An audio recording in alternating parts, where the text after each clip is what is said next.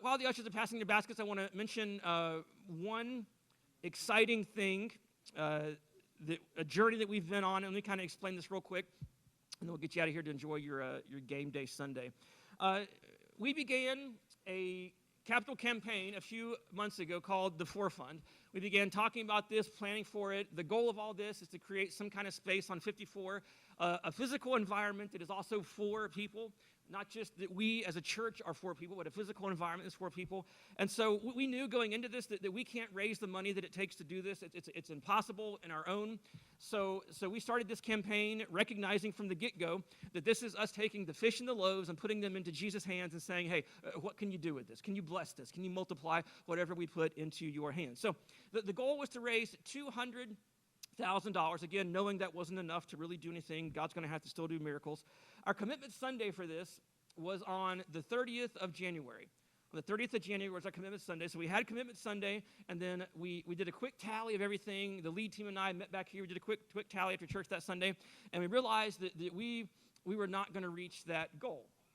And so all last week, not this last week, but the week before, I was trying to figure out what in the world am I supposed to say to you guys?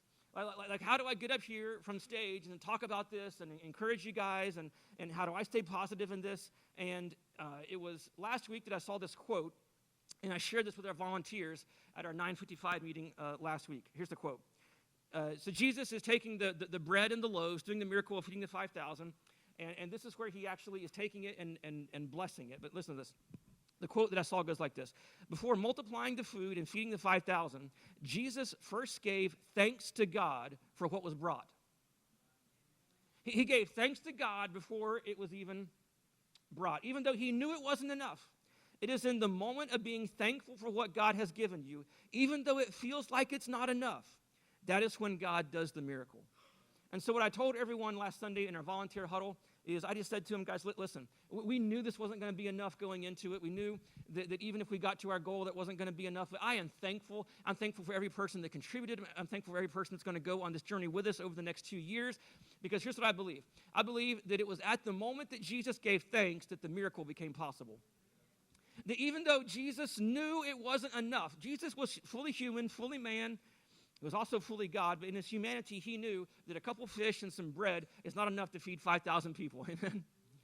But it was in that moment of recognizing, even though this is not enough, and still giving thanks to God, that the miracle happened. And so last Sunday, we made that declaration in our meeting. We said, we are thankful, we are grateful for this, and I want to tell you what happened.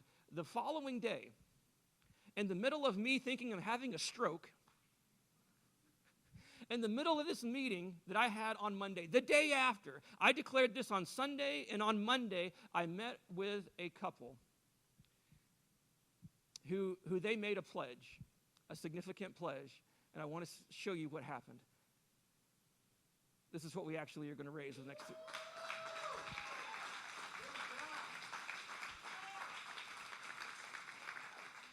Get this, we went from it being impossible, and this is still not enough money to do everything we want to do, and this is not even money in the bank yet because this is just pledges, right? Anybody can pledge anything, right? But this is what we pledged. But because on Sunday, even that was impossible.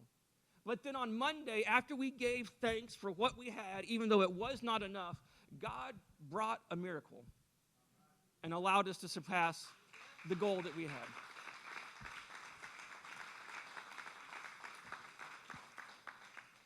So I want to encourage you guys, the best is what? It's yet to come, but it's also here and now, exactly. The best is not just yet to come, the best is here and now. So let's lean into that. If you haven't got in yet on the forefront, it's not too late. You can go on this journey with us, and I believe there's even more miracles that are going to happen in the days ahead. Guys, thanks so much for being a part of this today. Pray for me that next week is a lot better than this week. I love you. I love being your pastor, and I wouldn't rather be anywhere else but right here today. God bless you guys. See you next Sunday.